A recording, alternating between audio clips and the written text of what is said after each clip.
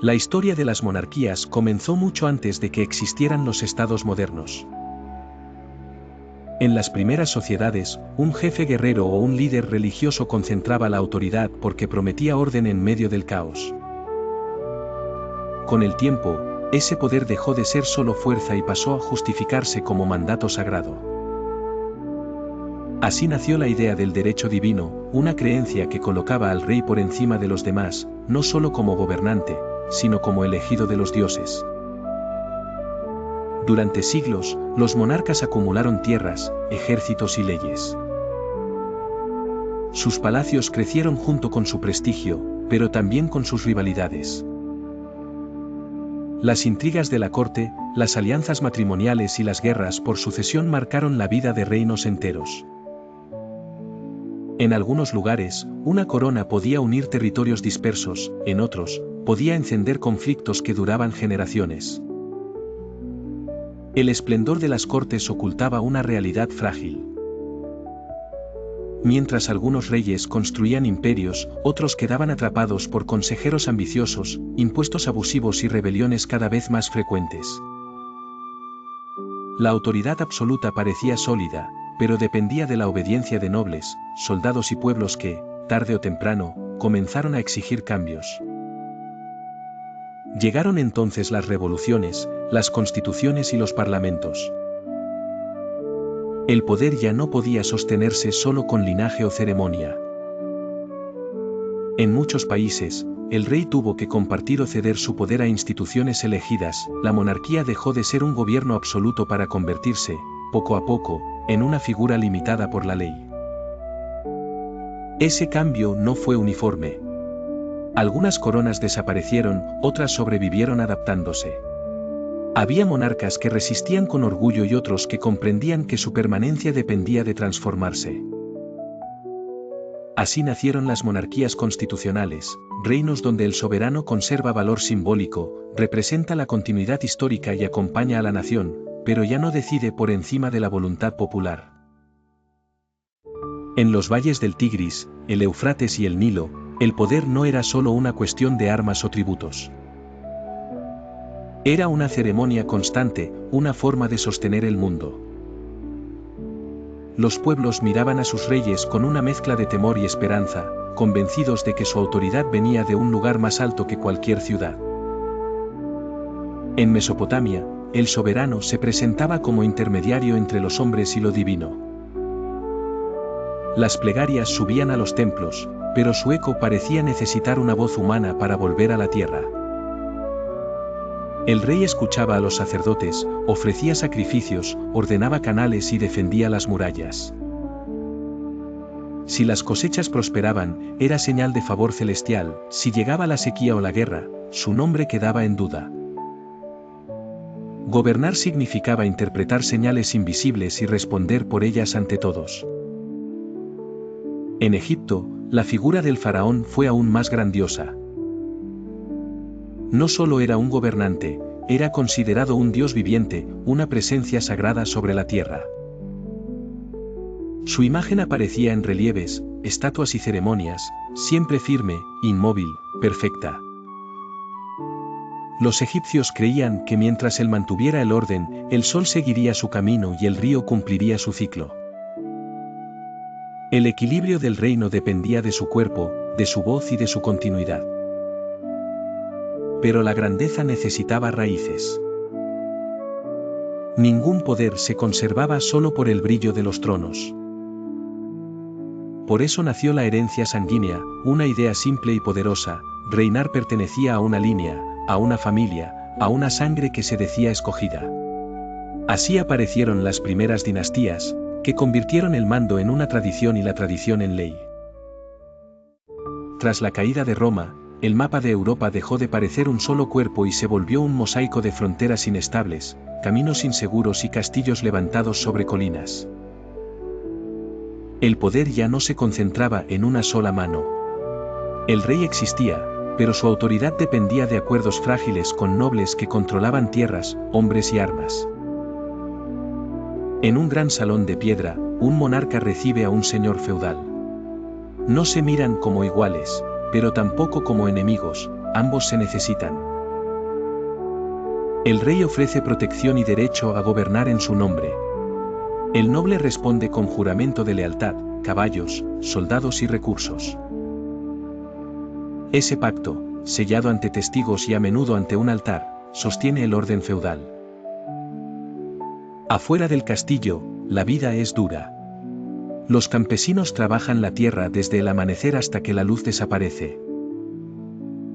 Cultivan trigo, cuidan animales y reparan cercas, pero una parte de lo producido pertenece al Señor. A cambio, obtienen una protección que casi nunca ven y una seguridad limitada en tiempos de guerra o saqueo.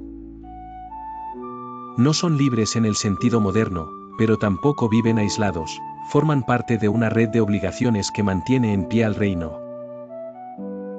La relación entre rey, nobles y campesinos parece estable, pero está llena de tensión. Si un señor se siente más poderoso que el rey, puede negarle apoyo.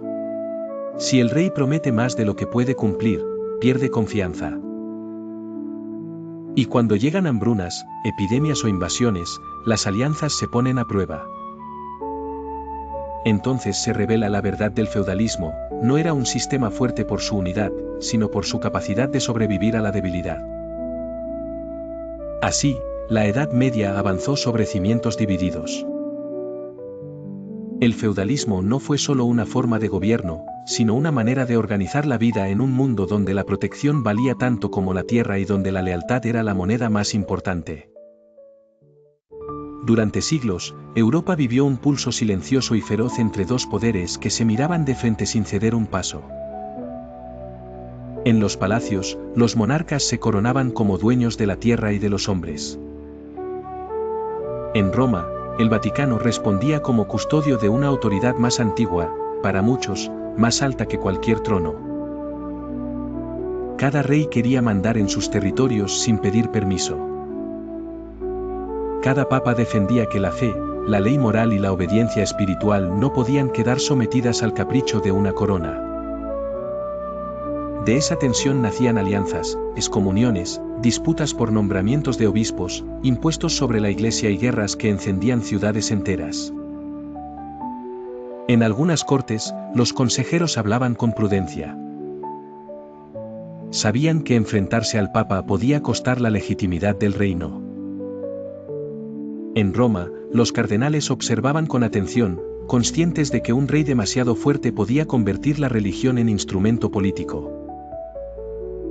Entre ambos extremos quedaba el pueblo, que rezaba, obedecía y sufría las consecuencias de decisiones tomadas muy lejos de su vida cotidiana.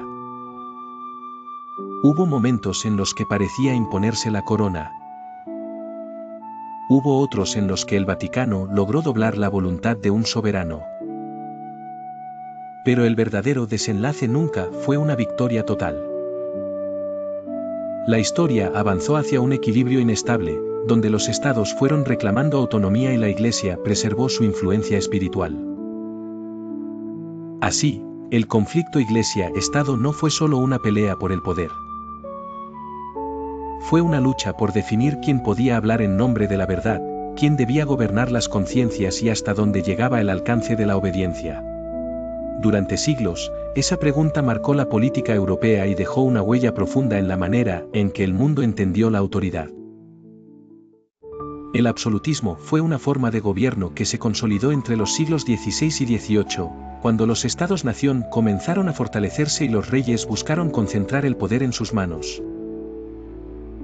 En ese contexto, la autoridad real dejó de depender tanto de los señores feudales y de las viejas divisiones medievales.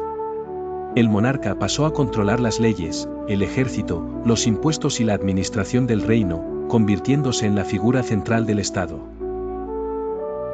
Esta concentración de poder se apoyó en la idea de que el rey gobernaba por derecho divino, es decir, que su autoridad provenía de Dios y no de la voluntad del pueblo. Por eso, cuestionar al rey significaba también cuestionar el orden establecido. Sin embargo, el absolutismo no fue igual en todos los lugares.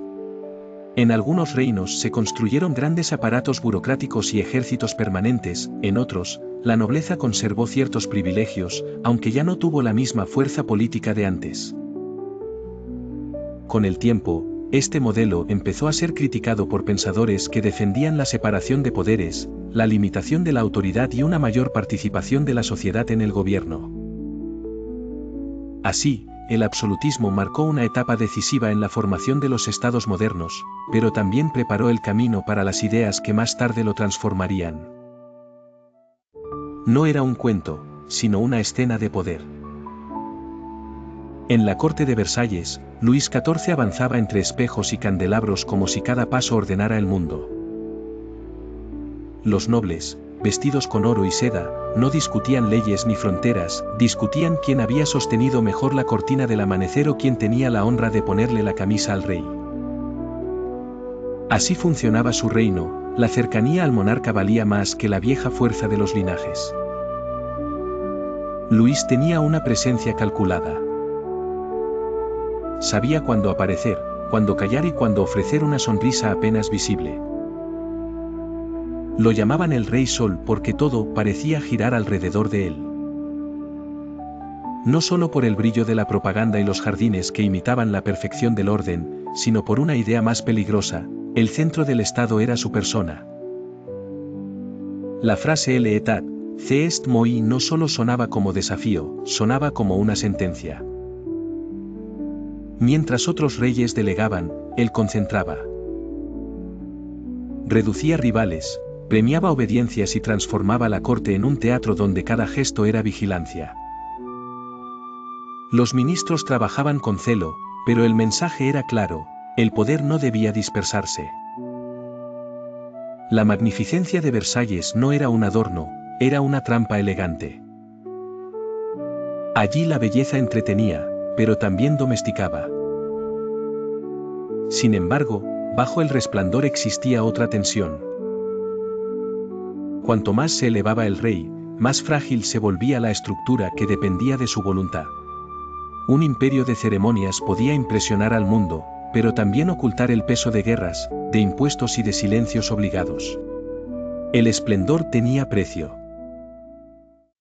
En la gran sala del palacio, bajo techos altos y paredes cubiertas de oro, el rey hablaba con voz firme. Decía que su autoridad venía de Dios y que, por eso, nadie en la tierra tenía derecho a juzgarlo. A su alrededor, los cortesanos asentían en silencio, no siempre por convicción, sino por temor. La idea parecía sólida mientras las campanas de la capilla marcaban el ritual y la corona brillaba como si guardara una verdad eterna. Pero afuera del palacio la realidad era otra. En los campos, los campesinos trabajaban desde el amanecer y entregaban la mayor parte de su cosecha. En las ciudades, los comerciantes pagaban peajes, impuestos y multas que crecían cada año. Los soldados reclutaban a los jóvenes más pobres, y la justicia llegaba tarde o no llegaba. Cuando un noble cometía abusos, casi nunca era castigado; cuando una familia común cometía una falta mínima, perdía su casa o su libertad. La distancia entre el discurso sagrado y la vida diaria se hacía cada vez más visible. Un invierno especialmente duro encendió el descontento. El hambre entró en los hogares, los talleres cerraron y los caminos se llenaron de gente que pedía alivio. Entonces, algunos comenzaron a preguntar en voz alta por qué el rey debía vivir sin límites mientras el pueblo soportaba el peso de sus decisiones. La pregunta no era una blasfemia, sino una herida abierta. Si el poder venía de Dios, ¿por qué se usaba para castigar al débil y proteger al fuerte? El rey respondió con más ceremonias, más guardias y más decretos. La Ilustración cambió la forma de mirar el poder. Filósofos y pensadores cuestionaron la idea de que un rey gobernara por derecho divino y defendieron que la razón, la libertad y la igualdad debían organizar la vida política. Sus ideas circularon por salones, libros y periódicos, y poco a poco hicieron visible algo que antes parecía imposible: el poder podía ser discutido. En Europa, la monarquía absoluta seguía presentándose como una institución natural e incuestionable. Sin embargo, la distancia entre el lujo de la corte y la vida de la mayoría se volvió cada vez más evidente. Los impuestos eran altos, las crisis económicas aumentaban y los privilegios de la nobleza y el clero provocaban descontento.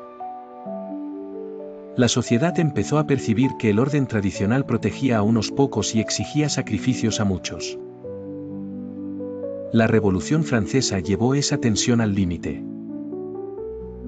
La caída de la Bastilla simbolizó que el pueblo ya no aceptaba la autoridad sin límites. La Declaración de los Derechos del Hombre y del Ciudadano afirmó que la soberanía residía en la nación y que todos los ciudadanos debían ser iguales ante la ley. A partir de entonces, la idea de una constitución adquirió un sentido nuevo, no era solo un texto legal, sino un pacto para limitar el poder y garantizar derechos. Al mismo tiempo, en Norteamérica, las colonias británicas habían iniciado su propio desafío. La independencia de Estados Unidos mostró que una comunidad política podía organizarse sin monarca. Su constitución buscó equilibrar el poder mediante la separación de funciones, el control mutuo entre instituciones y el reconocimiento de libertades básicas. Ese modelo se convirtió en una referencia para otros procesos políticos. La crisis de la monarquía no significó únicamente la caída de reyes, significó el nacimiento de una idea moderna de Estado. El poder dejó de entenderse como una posesión personal y comenzó a verse como una responsabilidad sometida a leyes. Las constituciones surgieron para responder a esa necesidad histórica, ordenar el gobierno, frenar los abusos y dar forma a la soberanía popular. Tras la Revolución Gloriosa en Inglaterra, la monarquía dejó de concentrar todo el poder en una sola figura. El rey comenzó a gobernar junto con un parlamento que representaba a distintos sectores del país. A partir de ese cambio, la autoridad real quedó limitada por leyes y acuerdos políticos. En este nuevo modelo, el soberano ya no podía decidir de manera absoluta. Las decisiones más importantes debían contar con la aprobación parlamentaria. El Parlamento intervenía en asuntos como los impuestos, las leyes y el control del gobierno, lo que fortaleció la idea de que el poder debía estar dividido. Este proceso transformó la política inglesa y se convirtió en un ejemplo para otros países. La monarquía siguió existiendo, pero con funciones más simbólicas y representativas. El poder real pasó a convivir con instituciones que garantizaban mayor participación política y límites legales. Con el tiempo, la monarquía parlamentaria se consolidó como una forma de gobierno en la que el rey o la reina reina, pero no gobierna por sí solo. El poder efectivo recae en el parlamento y en el gobierno que de él surge. Así, la tradición monárquica se mantuvo, pero adaptada a una nueva realidad política basada en el equilibrio y la legalidad. Vemos una red de poder con nombres que parecían apellidos y destinos al mismo tiempo. Florencia brillaba en un extremo. Europa Central se extendía como un tablero de alianzas. Francia y España se miraban desde palacios rivales. Inglaterra observaba desde la niebla. La historia no siempre avanza por guerras abiertas. A veces se mueve con seda, pintura, coronas y alianzas. Frente a ella, 4 dinastías parecían discutir en silencio. Los Médici hablaban con voz de taller y de biblioteca. Su orgullo no venía del tamaño de sus ejércitos, sino de haber convertido a Florencia en un centro de arte y pensamiento. Protegían a pintores, banqueros y sabios como si cada obra fuese una apuesta contra el olvido. Donde otros veían riqueza, ellos veían prestigio y futuro. Los Habsburgo, en cambio, no necesitaban conquistar todos los territorios con espadas. Les bastaba con casar a un heredero y esperar. Su estrategia era paciente, casi invisible, pero inmensa. Con matrimonios cuidadosamente elegidos, enlazaron reinos y heredaron tierras hasta dominar gran parte de Europa. Su fuerza estaba en la previsión, no en el ruido. Los Borbones entraban en escena con la solemnidad de un trono y la convicción de una idea. En Francia y después en España, representaron el poder absoluto, pero también la voluntad de reformar el Estado. Querían ordenar, centralizar, medir y gobernar desde arriba.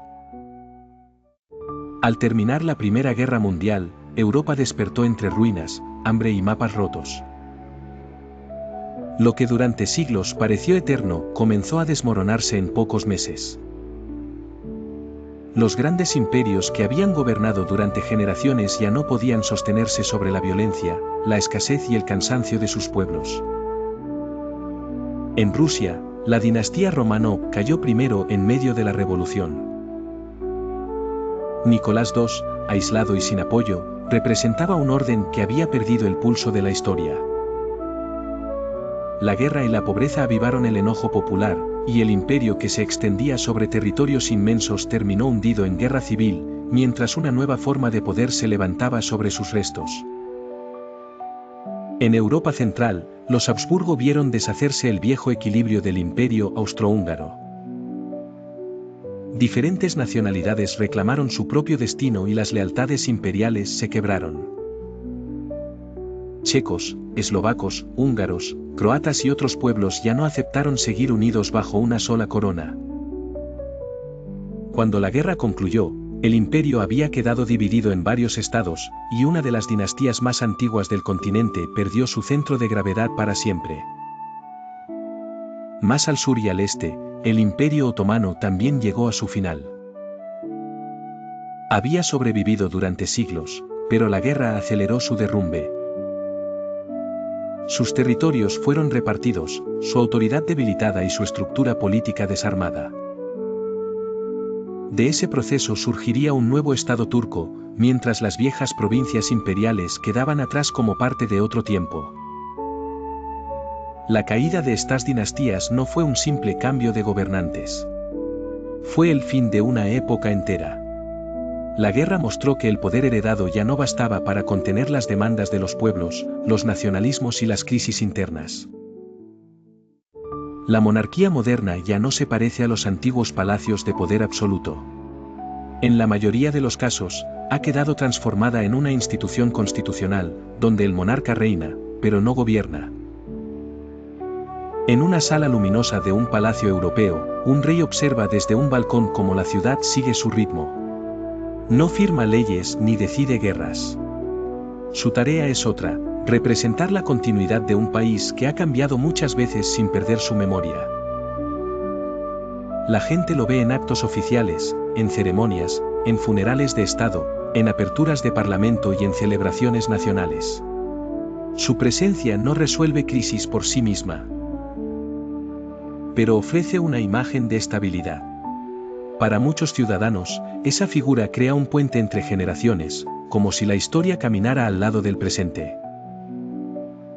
Una maestra explica a sus alumnos que el monarca constitucional no actúa como jefe de gobierno. El verdadero poder político está en manos de instituciones elegidas por la ciudadanía. El rey o la reina conserva un papel simbólico, útil para unir a personas con ideas distintas bajo una misma identidad nacional. En España, el rey encarna la continuidad del Estado en una democracia parlamentaria. En el Reino Unido, la corona mantiene una tradición reconocible en medio de cambios profundos. En Japón, el emperador es símbolo del Estado y de la unidad del pueblo. En Suecia y los Países Bajos, la monarquía cumple una función parecida, discreta pero visible. Un viejo archivero que ha pasado su vida entre documentos afirma que la fuerza de estas monarquías no está en mandar, sino en perdurar. A veces, dice, la autoridad más duradera no es la que impone, sino la que representa. Por eso la corona moderna sigue existiendo, no para dominar la historia, sino para recordar que la nación sigue siendo una misma historia compartida.